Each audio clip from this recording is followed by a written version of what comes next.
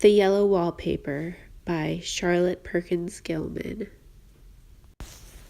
It is very seldom that mere ordinary people like John and myself secure ancestral halls for the summer.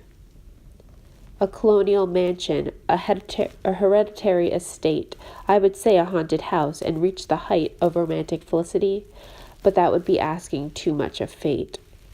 Still, I will proudly declare that there is something queer about it.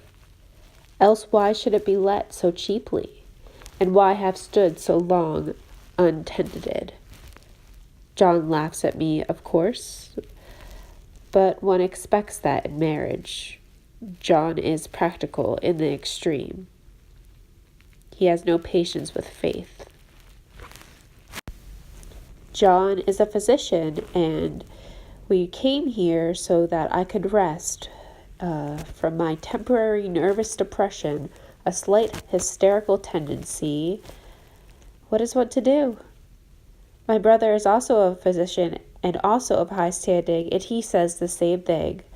So I take phosphates or phosphites, whatever it is, and tonics and journeys and air and exercise, and am absolutely forbidden to work until I am well again. Personally, I disagree with their ideas, but what is one to do?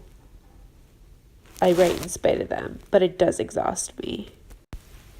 It is an airy and comfortable room as anyone need wish, and of course I would be so silly as to make him uncomfortable for a whim.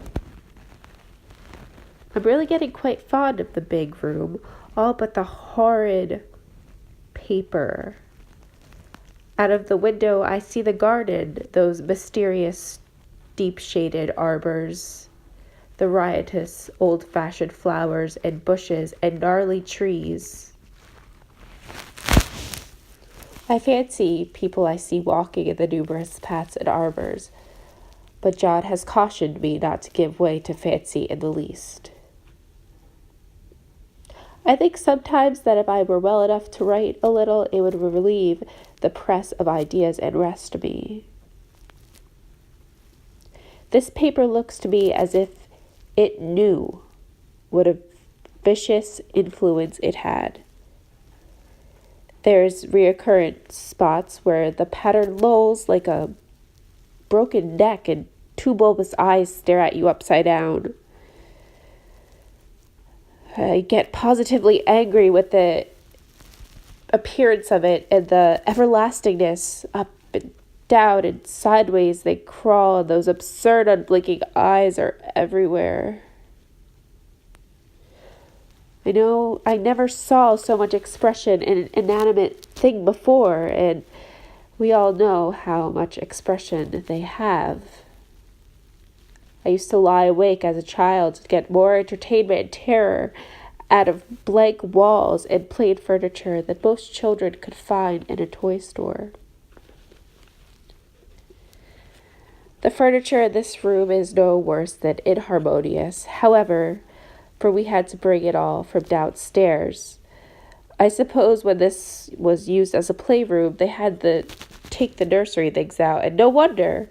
I never saw such ravages as the children have made. The wallpaper, as I said before, is torn off in spots, and sticketh closer than a brother.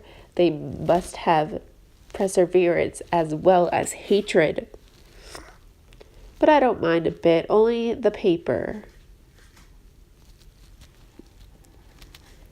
There's places where it isn't faded, where the sun is just so.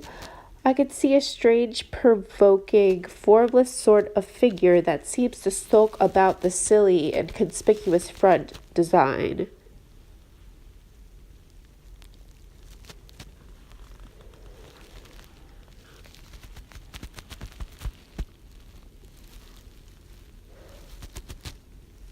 Sometimes I lie here on this great immovable bed. It is nailed down, I believe, and follow that pattern about by the hour. It is as good as gymnastics, I assure you. I start, we'll say, at the bottom and down in the corner over there, where it has not been touched, and I determined for that the 1,000th time that I will follow the pointless pattern to some sort of conclusion.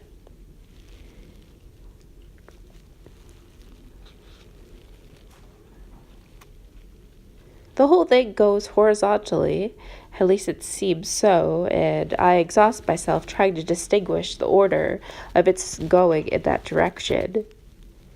There's one end of the room where it is almost intact, and there, when the cross lights fade and the low sun shines directly upon it, I can almost fancy radiation after all.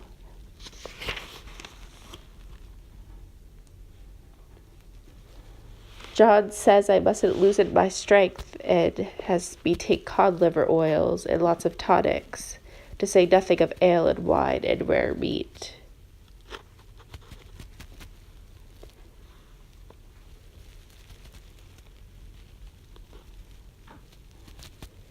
I never thought of it before, but it's lucky that John kept me here after all. I could stand it so much easier than a baby, you see. Behind the outside pattern, the dim shapes get clearer every day. It's always the same shape, only very numerous.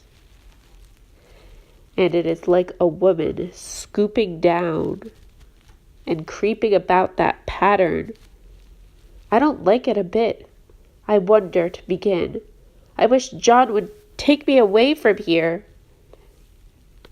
The faint figure behind seems to shake the pattern just as if she wanted to get out.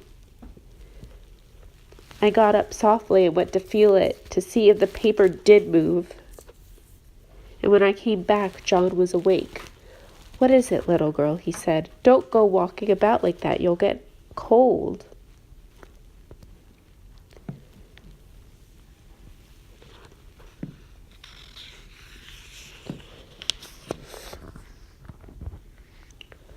On a pattern like this by daylight, there is lack of sequence, a definite law that is constant irritant to a normal mind.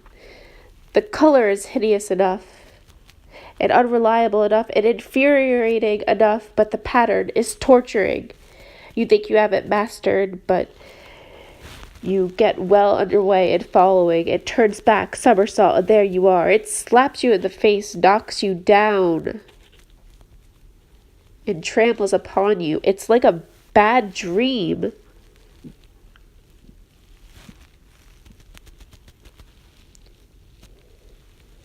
The paper stained everything it touched. There's yellow splotches all over my clothes and John's, and I wish I'd be more careful.